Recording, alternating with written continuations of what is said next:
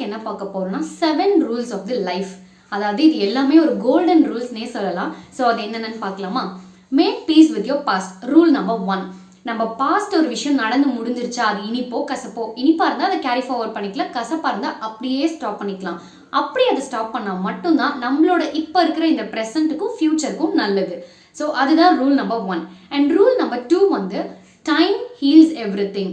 So இப்போ நம்ம லைஃப்பில் ஒரு விஷயம் நடந்துருச்சுன்னு வச்சுக்கோங்களேன், அது ஒரு கெட்ட விஷயம் நடந்துருச்சுன்னா உடனே அதுக்கு என்ன பண்ணலான்னு பரப்பரன்னு துடிக்காம கொஞ்சம் அதுக்கு டைம் விட்டு ஆற போட்டா தன்னால அந்த விஷயம் சரியாயிடும்.